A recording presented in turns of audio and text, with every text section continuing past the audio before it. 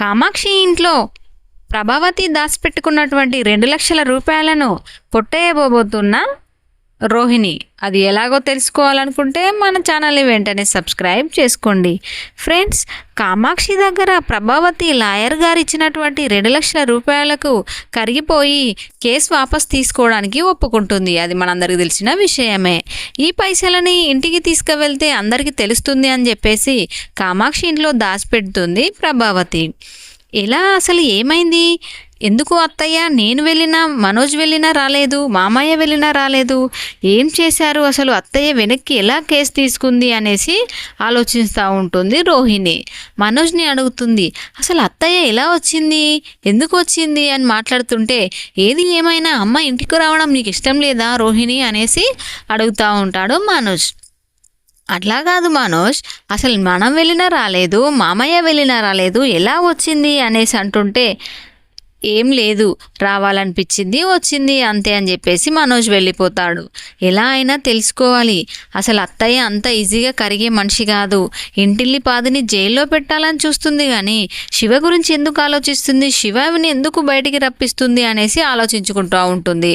ఇంత చేసినా కానీ శివను బయట వచ్చాడు, ఇక నా పరిస్థితి ఏంటి, దినేష్ గారి పరిస్థితి ఏంటి, గుణగాడు నాకు పైసలు కావాలి అని నా ఎంబడి పడుతున్నాడు, నేను ఏం చేయాలి అని చెప్పేసి ఆలోచిస్తూ ఉంటుంది. ఒకసారి ఎందుకైనా మంచిదే కామాక్షి పిన్ని దగ్గరికి వెళ్ళి అడిగితే చెబుతుంది అనేసి కామాక్షి పిన్ని వాళ్ళ ఇంటికి వస్తుంది రోహిణి. మాటలో పెట్టి,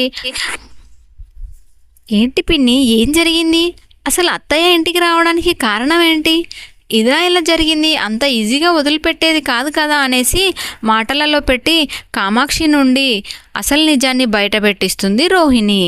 లేదు, మీ అత్తయ్య అట్టిగా ఇలా ఊరుకుంటుంది, ఏదో ఒక అవసరం అయితేనే కదా అలా చేస్తుంది, లాయర్ గారు 2,00,000 ఇచ్చారు అని చెప్పగానే అసలు నమ్మినట్టుగా ఉండదు రోహిణి.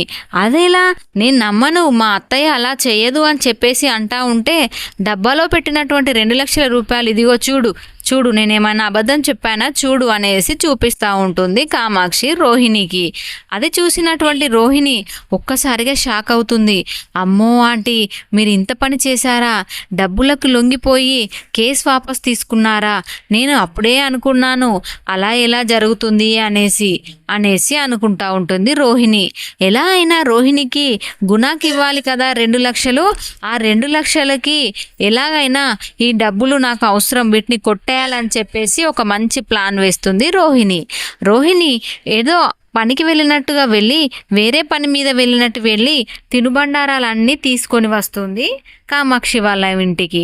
ఆ తినుబండారాలని ప్రభావతికి మరియు కామాక్షికి ఇవ్వడంతో వాళ్ళు గబగబా తింటా ఉంటుంటే ఆ డబ్బలో పెట్టినటువంటి 2,00,000ను ఎత్తుకపోతుంది రోహిణి.